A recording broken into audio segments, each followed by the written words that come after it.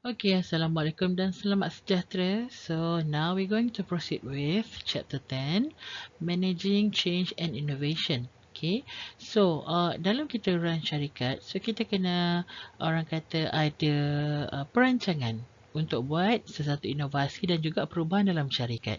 So perubahan itu perlu untuk orang kata bawa syarikat kita ke arah yang lebih orang kata efisien dan efektif. Tetapi kalau misalnya syarikat kita ni berlaku orang kata satu permasalahan atau mungkin ada satu punca yang menyebabkan syarikat kita tidak boleh perform dengan efisien dan efektif.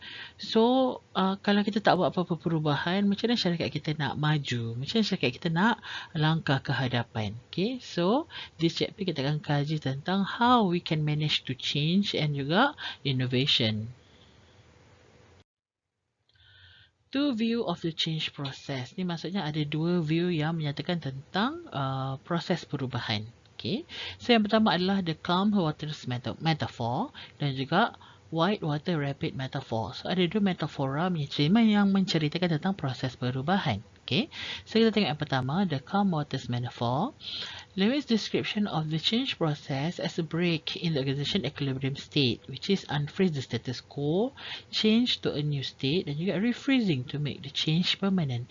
So, dia beritahu dekat sini proses perubahan ada tiga bahagian, which is yang pertama adalah mencairkan perkara-perkara yang status quo. Status quo ni maksudnya perkara-perkara yang tidak berubah setelah orang kata bertahun-tahun syarikat itu beroperasi, prosesnya atau kelakuannya atau aktivitinya sama sahaja. So, kita nak cairkan atau kita nak ubah benda tu. Okay. Yang kedua adalah changing to a new state, maksudnya perubahan kepada keadaan yang baru. Dan yang ketiga adalah kita refreeze to make the change permanent. Maksudnya apabila perubahan telah dilakukan dan kita tengok ada pembaharuan dan juga penambahbaikan, so kita stick dengan perubahan tersebut, jangan tukar-tukar. Okay, itu adalah bawah the calm waters metaphor. Tetapi bawah white water rapid metaphor, the lack of environmental stability and predictability requires that managers and organization continually adapt, which is manage change actively to survive. So maksudnya dalam white water rapid metaphor menceritakan tentang kestabilan sesuatu environment memerlukan syarikat dan juga manager dalam syarikat tersebut sentiasa orang kata menerima perubahan untuk survive. Okay. Contohnya macam sekarang ni bila berlaku COVID, pandemic. So situasi pembelian berubah. Jadi syarikat akan adapt in order for them to survive. Okey, baiklah. Seterusnya kita akan masuk kepada internal and external forces for change. So ini adalah faktor-faktor dalaman dan faktor luaran yang menyebabkan atau memaksa satu syarikat tu untuk berubah. Okay. So kalau tengok dekat sini, yang pertama adalah external factor. Okay, so external factor. So what external factor? Kita ada changing consumer need and wants. Maksudnya perubahan dari orang kata aspek permintaan consumer dan juga kehendak daripada consumer tu menyebabkan syarikat perlu berubah. Seterusnya adalah new governmental law. Maksud undang-undang daripada government lah menyebabkan syarikat kena berubah. Seterusnya adalah changing teknologi, perubahan teknologi, dan seterusnya adalah perubahan dalam bentuk ekonomi. Okay, seterusnya adalah masuk pada internal factor dalam sesebuah syarikat tu. So, new organizational strategy. Strategi organisasi yang baru menyebabkan syarikat tu kena ubah. Okay, dia punya orang kata business lah. Okay. So, dan adalah change composition of workforce. Maksudnya komposisi pekerja dalam syarikat. So, ini adalah perubahan equipment yang baru dan juga perubahan attitude pekerja. Okay. So, dan seterusnya. So, kenapa syarikat berubah? What organizational change? So, kita tengok So, ini adalah dia punya definition. Okay. Organizational change adalah any alteration in the people, structure, or technology. Ya Allah, apa aku contoh ni? Any alteration in organization, structure, or technology of organization. So, maksudnya apabila berlaku perubahan juga penambahbaikan dari aspek manusia atau pekerja dan syarikat, struktur atau teknologi dalam sesebuah syarikat itu adalah maksudnya organizational change, perubahan syarikat, perubahan organisasi. So, saya adalah change agent. Change adalah orang yang bertanggungjawab menguruskan perubahan. Okay. So, seterusnya. Type of change. Jenis-jenis perubahan. So, kita ada structure, kita ada teknologi, dan juga kita ada people. Okay. So, structure. Changing an organization structure component or its structure design. Maksudnya perubahan dalam syarikat punya struktur komponen dan juga struktur design. Teknologi adalah apabila syarikat adopt satu equipment atau beberapa equipment baru atau tools baru atau operating method atau orang kata proses operasi yang baru untuk menggantikan yang lama. Okay. So, bawah teknologi kita ada pecahan kepada dua, which is kita ada automation dan juga kita ada computerization. Okay. So, automation masuk otomotif di mana certain kerja manusia digantikan oleh mesin. Tetapi kalau computerization maksudnya 100% kerja manusia digantikan oleh mesin. Okay. So, adalah people. Perubahan attitude, expectation, perception and behavior of workforce dalam syarikat tersebut. Okay. So then, changing people. Okay. Perubahan manusia. Organizational development techniques or program to change people and nature of quality of interpersonal work relationship. So, maksud organizational development ni adalah satu teknik untuk kita ubah atau kita buat penambahbaikan tentang hubungan kerja dalam syarikat. Okay. So, kita ada Global OD. Global Organization Development maksudnya Organizational Development berbentuk umum. Okay. Tetapi ada masalah juga di mana contohnya macam cara kerja US tidak boleh terima dalam tak boleh terima oleh semua negara. Ada negara tak boleh terima. Sama juga macam kita sebagai syarikat dekat Malaysia. So kita tetap bawa Asia. Tak semestinya satu dunia punya cara kerja boleh terima kita punya cara kerja. So tapi kita akan ambil yang positif sajalah. Okay. Kita tak akan ambil yang negatif. Kita ambil yang kita boleh adapt. Kita jangan ambil yang orang kata yang akan membinasakan kita. Kita akan ambil yang positif yang boleh membantu kita untuk berjaya. Okay. So, dan seterusnya. So, kita ada 5 popular OD teknik. So, kita ada 5 jenis teknik-teknik organizational development yang popular. So, yang pertama adalah sensitivity training. Okay. So, yang ketiga kita ada team building.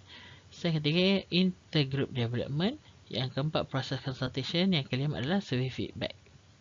Okay. So, kita tengok yang pertama, sensitivity training. Sensitivity training adalah, kita tengok, a method of changing behavior through unstructured group interaction. So, bila kita letakkan pekerja dalam kumpulan, lepas tu kita minta mereka selesaikan sesuatu. So, mereka perlu berbincang sesama mereka macam nak selesaikan satu perkara atau satu masalah tersebut. So, maksudnya penyelesaian itu dijalankan dalam grup mereka sahaja, tidak perlu di-announce. So, itu adalah satu cara macam mana kita nak pupuk semangat kerja secara teamwork ni berjalan. Okay. So, yang kedua adalah team building. Activities that help team members learn how each other member thinks and work. So, maksudnya team building adalah satu aktiviti di mana syarikat hantar kumpulan pekerja dia pergi ke satu tempat untuk jalankan team building ni. So, dalam team building ni akan menyebabkan member dekat dalam team tersebut, okay, saling bergantungan antara sesama mereka untuk survival. Okay. So, untuk orang kata latih kerja dalam berkumpulan. Itu adalah team building. So, sebenarnya adalah intergroup development. Change the attitude, stereotype and perception that working group have about each other. So, kena ada orang kata pemikiran yang berubah. Okay. Maksud kalau sebelum ni fikir kalau buat kerja seseorang lagi better, tapi bila kita buat intergroup development ni maksudnya kita buatkan semua orang dalam syarikat berfikir yang mereka perlu ada teammate untuk selesaikan satu masalah. Okay. So dan seterusnya adalah proses consultation. Maksudnya kita panggil orang luar untuk bagi konsultan atau bagi nasihat dekat kita, bagi nasihat organisasi di mana menyedarkan betapa pentingnya kerja berkumpulan. Dan seterusnya adalah survey feedback di mana kita letakkan pekerja kita dalam kumpulan, kita minta setiap group member buat feedback, komen tentang each group members supaya kita boleh tahu sebenarnya kekurangan kita ni dekat mana. So, kenapa orang resist to change? Kenapa orang tak nak berubah? Okay. So, yang pertama adalah the doubt and uncertainty that change introduce. So, maksudnya mereka ragu-ragu tentang perubahan yang kita nak kenalkan tu. Okay. Yang kedua adalah the comfort of old habit. Maksudnya mereka dah selesa pada tampuk lama, tak nak berubah. Yang ketiga, a concern over personal loss of status, money authority, friendship and personal convenience. Maksudnya dia risau tentang kehilangan kawan, kehilangan diri sendiri dari segi status, duit dan juga barang-barang peribadi. Okay. Dan ketiga adalah the perception that change is incompatible with the goal and interest of organisation. So perubahan tersebut tidak selari dengan motif syarikat itu ditubuhkan. Okay. So dan seterusnya, teknik for reducing resistance to change. Maksudnya teknik-teknik untuk mengurangkan halangan untuk berubah. Okay. Yang pertama adalah education and communication. Perlulah ada education dan juga communication untuk sedarkan mereka. Okay. So kita sekolahkan mereka balik tentang pentingnya orang kata perubahan. Okay. So dalam participation, kalau boleh kita offer kepada semua orang untuk join perubahan tersebut. Kita jangan pilih kasih. Okay. So yang ketiga adalah facilitation and support. So kita kena facilitate, kita kena bagi dia bimbingan dan juga support ni lebih kurang macam sokongan. Okay. Seterusnya adalah negotiation. Lepas tu manipulation and co-optation. So manipulation and co-optation ni lebih kurang macam orang kata mainan psikologi lah. Okay. So kita manipulate dia, kita bagi tahu dia kalau misalnya kerja seorang-seorang lagi banyak kos diperlukan atau mungkin lagi bahaya. Macam itulah. Okay. Seterusnya masuk pada coercion. Coercion adalah force dan juga pressure. So ini antara yang dihadapi lah, di mana kalau orang tu tak nak berubah, kita kasih dia pressure sikit sampailah dia rasa nak berubah. Okay. So pressure ni, perubahan yang maksudnya paksaan yang kita berikan ni bukannya dalam bentuk yang menyeksakan, tapi benda tu masih boleh orang kata menyebabkan pekerja fikir dengan waras lah sama ada benda tersebut adakah patut atau tidak patut. Okay. Seterusnya masuk pada changing organizational culture. Ni adalah perubahan budaya dalam syarikat. Okay. Culture are naturally resistant to change. So budaya biasanya susah nak berubah. Condition that facilitate cultural change ni adalah kondisi-kondisi yang boleh orang kata mengubah organisasi punya, syarikat punya orang kata pegangan. Budaya. Okay. Yang pertama adalah the occurrence of dramatic crisis, leadership changing hand, a young, flexible and small organisation, a weak organizational culture. Ini adalah 4 kondisi yang menyebabkan perubahan. Okay. Okay, baiklah. Seterusnya masuk kepada employee stress. Stress daripada employee. So, kita akan tengok yang pertama adalah apakah maksud stress. Okay. The adverse reaction people have to excessive pressure placed on them from extraordinary demands, constraint or opportunity. Maksudnya, apabila beban yang diberikan terlalu banyak kepada seseorang, so reaksi yang orang kata ditunjukkan oleh pekerja tersebut itu kita panggil stress. Okay. So, stress adalah faktor yang menyebabkan stress. So, apakah kata punca-punca kepada stres? Okay, ini adalah punca-punca utama sebenarnya. Okay, kita yang pertama adalah role conflict. Work expectation that are hard to satisfy. Maksudnya apabila jawatan yang diberikan tu mendapat orang kata expectation atau tanggapan yang sangat tinggi. So, pekerja ni dia nak kejar tanggapan orang ni menyebabkan dia stres. Okay. So, seterusnya nombor 2 adalah role overload. Apabila kerja yang diberikan tu terlalu banyak nak dibandingkan dengan kekuatan seseorang itu. Okay. So, dalam masa yang singkat dengan tenaga yang ada, pekerja ni tak mampu nak perform berdasarkan jumlah tugasan yang diberikan. So, boleh menyebabkan pekerja tersebut stres. Okay. So, yang ketiga adalah role ambiguity atau uncertainty. Maksudnya, apabila seseorang pekerja itu tidak pasti tentang kerja yang diberikan pada mereka. So, boleh menyebabkan mereka stres. Okay. So, seterusnya adalah orang kata punca-punca atau penyebab stres adalah interpersonal demand. Okay, pressure created by other employee apabila ada pekerja lain yang meletakkan beban kepada mereka atau orang kata menekan mereka, menyebabkan mereka stres. Seterusnya adalah organizational structure. Excessive rules and employee lack of authority to participate in decision. Apabila pekerja tak boleh bersuara. Atau mungkin undang-undang yang ketat menyebabkan pekerja stres. Okay. Seterusnya adalah organization leadership, the supervisory style of organization manager. Apabila ketua pula, okay, ketua ni boleh jadi punca kepada stres. Okay, apabila ketua ni susah nak faham pekerja dia. Apabila ketua ni kerja bangamuk je, nak baran je. Apabila ketua ni nampak kita macam siap kerja, lepas kita berehat sikit, ada je dia nak tak puas hati. So menyebabkan stres lah. Okay. Seterusnya adalah personal factor that can create stress. Okay, baiklah. Seterusnya adalah faktor personal yang boleh menyebabkan stres. Okay, kita ada dua jenis, which is type A personality dan juga type B personality. Kalau type A personality adalah people who have a chronic sense of urgency and excessive competitive drive. Apabila dia jenis orang yang kalau buat kerja ni, kerja nak buat cepat. Lepas tu jenis suka asyik nak bersaing dengan orang. Ni faktor dalaman boleh menyebabkan seseorang tu stres lah. Apabila dia tak berjaya fight dengan orang lain ke, atau mungkin dalam masa tersebut dia tak boleh settlekan kerja dia ke, dia stres. Atau type B, orang yang sentiasa relax, orang yang sentiasa easy going dan juga sentiasa boleh ubah perubahan. Kadang-kadang orang macam gini pun boleh menyebabkan stres juga. Di mana bila orang asyik force dia tak boleh nak perform. Okay. Okey, baiklah. Seterusnya adalah symptom of stress. Okey, kita ada physical, kita ada psychological dan juga behavioral. Okey.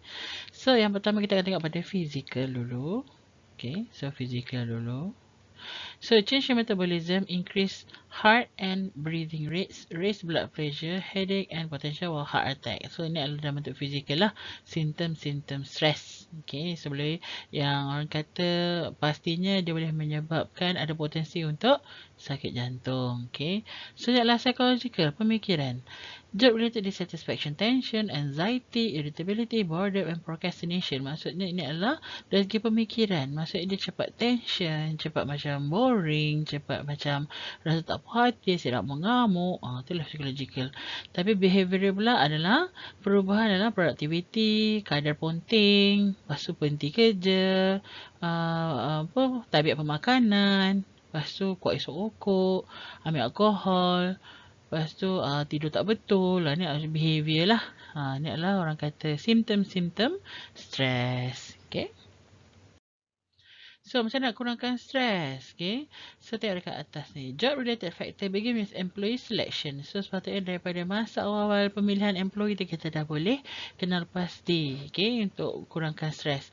A realistic job preview during selection process can be minimize stress by reducing ambiguity of job expectation. Maksudnya kita kurangkan orang kata keraguan berdasarkan apakah yang orang expect berdasarkan kerja. Contoh macam ni, bila ada pekerja dia nak interview untuk satu position kerja ni, kita terus bagi tahu dia awal-awal. So, kerja awak ni memerlukan apa? Kerja awak ni akan menyebabkan apa? Kerja awak ni akan, orang kata banyak gunakan apa? Tenaga awak apa? Semua kita kena terangkan. Bagi tahu dekat dia supaya nanti, bila dia accept kerja tersebut, so dia ada expectation yang, oh okay, aku banyak kena kerja ni, banyak guna tenaga apa semua ni. Jadi, tak adalah dia macam, orang kata dia dah plan. Okay. Jangan pula kita cakap, okay, kerja simple je. Sekali dapat kerja nak menangis. So, orang akan stress. Okay. So, adalah performance planning program such as MBO management by objective will clarify job responsibility, provide clear performance goal and reduce ambiguity. So, kita kena betul-betul buat planning. Okay. So, kalau kerja tersebut memerlukan, orang kata akan menyebabkan pekerja stres, macam mana dia nak pastikan kerja tersebut boleh dikurangkan stresnya. Itu perlu dijalankan melalui MBO ni lah. Okay, buat analisa. So, seterusnya adalah stimulating innovation. Macam mana kita nak, ni part of line dalam chapter lah. Macam mana kita nak innovate, macam kita nak stimulate innovate. Stimulate ni macam kita nak rangsangkan inovasi, nak timbulkan inovasi dan syarikat. So, melalui creativity dan innovation. Creativity, ability to combine idea in a unique way to make an unusual association. So, maksudnya bila kita boleh came out dengan idea, lepas tu bila kita boleh, orang kata ada unique proposition, Maksudnya kita ada orang kata perancangan yang unik. Tu masuk creativity tu kita boleh fikirkan sendiri benda tu. So seterusnya adalah innovation. Innovation adalah inovasi. Turning the outcome of the creative process into useful product, service or work method. Masuk daripada creativity tadi. Creativity dalam bentuk idea tadi kan. So kita jadikan kenyataan dalam bentuk innovation. Okay. So seterusnya. Okay, baiklah kita akan seterusnya masuk kepada innovation and design thinking. A strong connection exists between design thinking and innovation. Okay. With a design thinking mentality, the emphasis on getting a deeper understanding of what customer need and want. So maksudnya ada connection yang kuat antara pemikiran yang orang kata kreatif. Okay, dan juga innovation. Maksudnya kalau kita ambil banyak pekerja yang orang kata berfikiran kreatif untuk kita dengan syarikat kita, so ada potensi untuk keluarkan banyak produk-produk inovatif daripada syarikat kita sebenarnya. Okay, so kita juga kena latih pekerja-pekerja kita supaya mereka berfikiran kreatif lah. Okay, so apa saya jenis salah je kreatif, CREATIVE. So daripada orang kata kalau kita latih tahap kreativiti pekerja kita, saya kreativiti boleh dilatih So bila kita latih, so mereka akan orang kata keluarkan idea-idea yang bernas. This boleh jimatkan kos sebenarnya. Sebab apa? Kita tak payah upah orang luar untuk buat analisa atau orang kata fikirkan tentang new produk untuk syarikat kita. So pekerja sendiri je dah boleh sumbangkan idea.